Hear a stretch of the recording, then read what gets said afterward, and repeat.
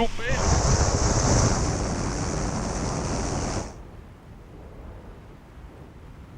Ça faisait quelques années qu'avec Fred, on parlait qu'on voulait re-rentrer dans un avion et refaire la cascade que Patrick de Gaillardon avait fait il y a 20 ans. Un matin, Vince, il m'a dit j'ai eu cette idée de rentrer dans l'avion, mais à partir d'une falaise. On s'est dit, on veut honorer un peu les 20 ans de sa rentrée, et puis surtout avec la petite touch sous le flyer. Attention, attention. Go! On n'a pas été juste du jour au lendemain, on va sauter de falaise et puis rentrer dans l'avion. C'est qu'il y a un gros travail de préparation en amont pour avoir les bonnes sensations, avoir les bons placements, et c'est quelque chose qu'on a eu dans la tête pendant des mois. Donc au début, on a commencé à faire des vols où on était sur les bouts d'ailes, on se rapprochait un petit peu sur les haubans, et puis après on a commencé à faire le training spécifique pour la rentrée dans l'avion. Au départ, on n'arrivait pas à rentrer dans l'avion, on n'avait pas les bons points de repère, on n'avait pas les bonnes trajectoires, et puis on a tapé plusieurs fois. Et là, ça aurait pu faire mal. C'est pour ça que c'est un truc qui est vachement mental. On va quand même affronter l'avion, et c'est quand même un gros bout de métal qui est en train de voler, on va se jeter dedans, donc ça fait quand même peur. Le visuel, il était bon, j'arrive à regarder au-dessus de fil, mais au dernier moment, mon visuel, il regarde vers le bas. Il a fallu être fort mentalement. Pour ma part, quand on a fait les premiers entraînements, on se posait, on était sûr que le jour où on allait démonter la porte et mettre les mousses, qu'on allait rentrer du premier coup. Et le premier coup que j'ai fait la rentrée, que je me suis tapé les côtes, et que je me suis posé au bout du premier vol à avoir fait 4 tentatives et 4 fois taper la côte, que ça allait être plus dur que ce qu'on pensait. Ils ont toujours cette tendance à arriver très comme ça plutôt que comme ça. C'est l'impression que ça donne. Après, on va voir ce qu'ils disent. On voulait avoir Yves Rossi comme copilote et comme coordinateur, parce qu'on le connaît tellement bien, et il connaît tellement bien les montagnes suisses, en étant ancien pilote de chasse, que c'était un vrai avantage pour nous. Et puis Philippe, qui connaît très bien son avion et en qui on a totale confiance, qui est un très bon pilote. Je place un coup en arrière, bien, bonne respiration, visuel sur la pastille, et puis ça y va. Ça y va, ça y va, ça y va, ça y va, on vole jusqu'à l'intérieur. Voilà, vite, c'est déjà en approche.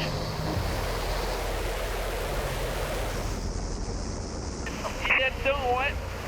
Nickel, là, c'est tout en douceur. Ah.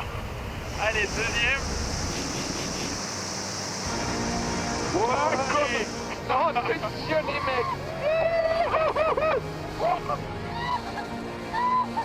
En 2 jours, on était rentrés 7 fois en tout dans l'avion chacun. Disons qu'à ce moment-là, on s'est dit là on se sentait confortable et on s'est dit on va pouvoir le faire à partir de la falaise. Après, la priorité, ça a été de trouver le spot. Rapidement, on a pensé à Jungfrau, puisqu'on avait entendu dire que c'était le plus long saut de wingsuit du monde, 3200 mètres de dénivelé. Un petit peu ça, il y a la Jungfrau, ensuite un gros fin glacier comme ça.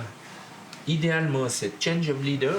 C'est là où moi je vous annonce, ok, maintenant On vous pouvez devrait voler sur être moi. vers vous, en gros, de telle façon à être à la fenêtre où il vous donne le go for entry. Ce qui était vraiment important, c'était la coordination. C'était une des grosses difficultés sur ce projet, c'est qu'au départ, nous, on est à vitesse 0 et l'avion, lui, il avance déjà à 150 km/h.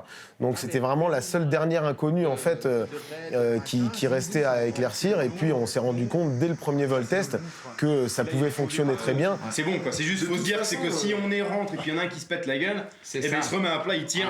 Et puis en gros, si tu sors du canyon, tu sors. La sécurité était primordiale dans ce projet. Comme dans tous les projets qu'on fait, on essaye d'imaginer tous les scénarios possibles et donc d'y remédier. Et puis après, il y avait bien sûr toute la phase de vol où il fallait qu'on ait tout le temps une hauteur suffisante, parce qu'on savait que si on ratait l'entrée, on avait le temps de se remettre à plat et puis de voler.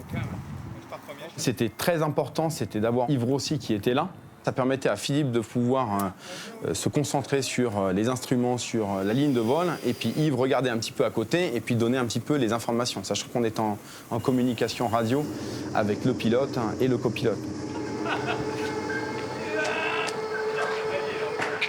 Vince et moi, on est donc à la zone hélico dans la vallée d'Outerbrunnen. Là, on monte jusqu'à juste à côté du sommet en fait, de Jungfrau, donc on est à peu près à 4000 mètres.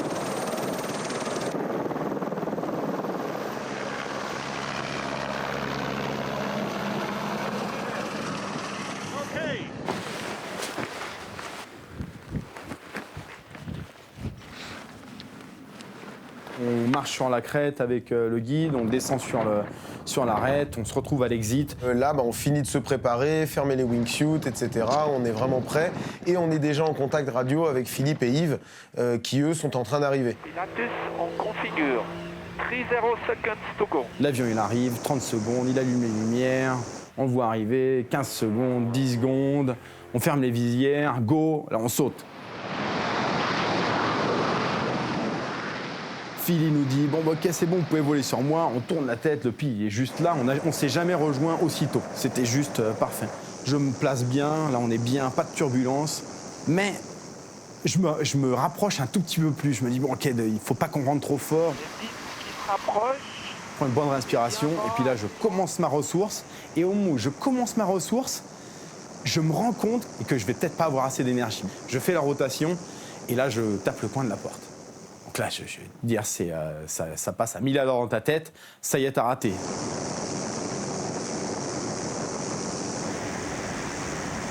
C'est loupé, on continue. Là, Fred, il me dit, ok, je vais faire une tentative. Je prends une bonne respiration, je pense à mon placement, à mes distances, et puis à ce moment-là, je commence à ressourcer pour faire la trajectoire qu'il faut, pour rentrer dedans. Et ça monte, et là, pareil, tu vois un petit peu trop près, il fait sa rotation, et là, pas. Il tape le coin de la porte aussi. Là, je le vois comme ça, se péter la gueule. Je me dis, ah non, non. Non, il s'est loupé aussi. Et puis bon, je sais pas, à ce moment-là, je me dis, ça va le faire, c'est bon, il y a tout pour, quoi. On était juste trop près. On a voulu rentrer trop doucement. Donc là, on dit, bon, on veut y retourner le plus vite possible. Donc là, on s'arrange avec tout le monde nous file un coup de main. Et puis finalement, on a réussi à se retrouver, à repartir moins de 2 heures après. On se prépare, monte dans l'hélico, bien concentré. L'hélico, il nous drop en haut de Jungfrau. Et là, il y avait tellement pas de vent que Fred et moi, on a vu un petit papillon passer à côté de nous au sommet, quoi. Donc on s'est peut-être dit que c'était peut-être Patrick de Gallardon qui était juste venu nous faire un petit passage comme ça. Pff, c'est bon les gars, ça va le faire, c'est aujourd'hui. Attention, attention. Go.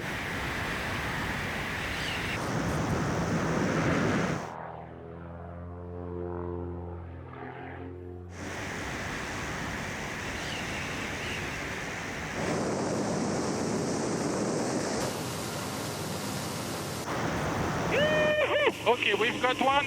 Ready for the second one.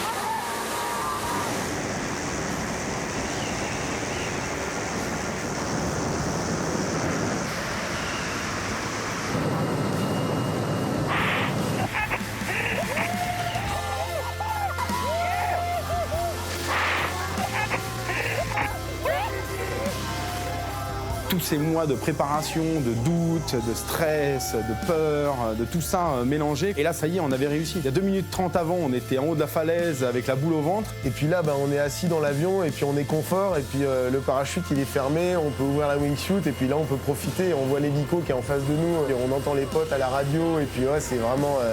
Ouais, c'était un super moment. Quand on est descendu de l'avion comme ça. Là, c'était grosse explosion de joie avec Philippe, avec qui on avait partagé ça, parce qu'on a fait quand même une centaine de vols avec lui sur la totalité. Enfin voilà, c'était juste hallucinant.